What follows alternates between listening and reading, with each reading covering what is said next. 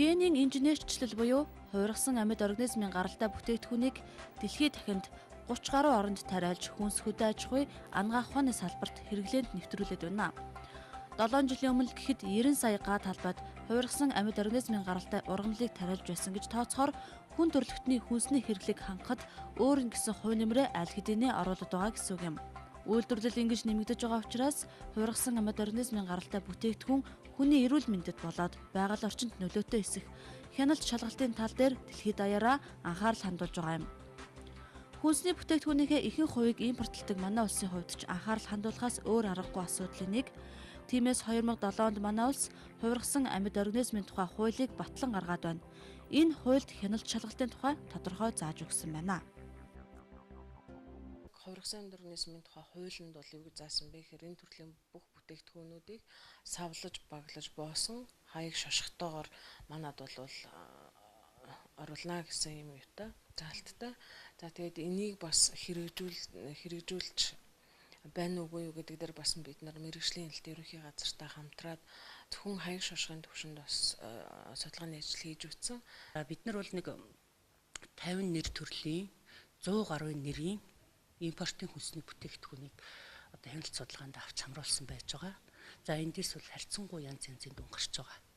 Тухайлах юм бол одоо манай хөрш зэрэгэлтэй гол зах зээл болдог бүгд найрамд хятад улс байна. Эднийх бол одоо яг энэ хувиргасан амьд организмын гаралтай бүтээгдэхүүний үйлдвэрлэлээр бол дэлхийд одоо нэлийн дээгүрт яригддаг орн тийм ээ.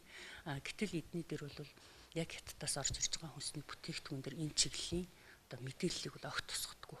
Энэ яг хяналтаар тогтоогдсон. Бүр байхгүй. За Оросоос орж ирж байгаа бүтээгдэхүүний хувьд бол зарим бүтээгдэхүүн дээр хувиргасан амьд организм гаралтай түүхийд ашиглаагүй болно гэдэг ч юм уу тий.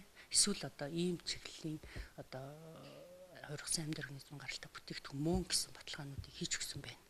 За Европын орнуудад бас ийм бүтээгдэхүүн болохыг тодорхойлсон тэмдэглэгээнүүд бол тухайн бүтээгдэхүүн төр байж байгаа жишээтэй.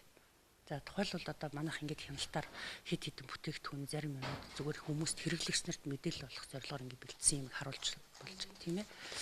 За энэ дээр одоо энэ ингээд тэмдэглэгдсэн бүтээгдэхүүн байна. За энэ дээр гэхэд одоо тийм ээ энэ хувиргасан амьд организмыг боловсруулан ашигласан гэсэн тэмдэглэлтэй ингээд бичигдсэн баг жишээтэй.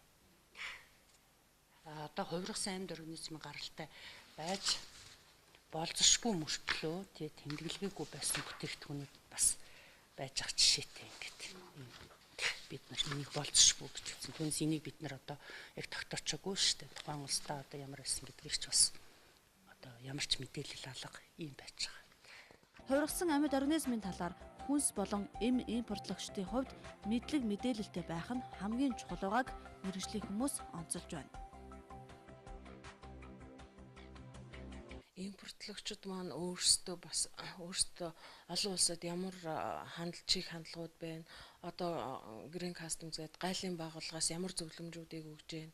Энэ гайлын байгууллагад шинээр баркодуудыг ямар бүтээгдэхүүнүүдэд өгж байна гэдгийг маш сайн бас анзаарч харж судалж явах хэрэгтэй. Олон нийтэд бас ийм юм орж ирж байгаа шүү гэдгээ бас ил тодор мэдээлж явах хэрэгтэй. Тэрнээс биш хувиргасан амьд организмыг оруулж ирж болохгүй.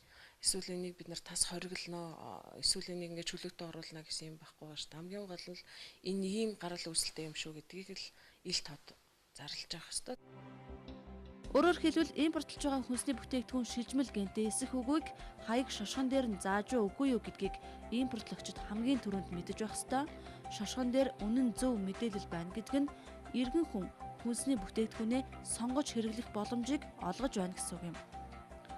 Орчин үеийн биотехнологи ба био аюулгүй байдалд сурал нэвтрүүлгийн эх 7 хоногийн дугаараар хувиргасан амьд организмын зохицуулалт Монгол улсын хууль эрх зүйн орчин ямар байгаа тухай хүргэх болно.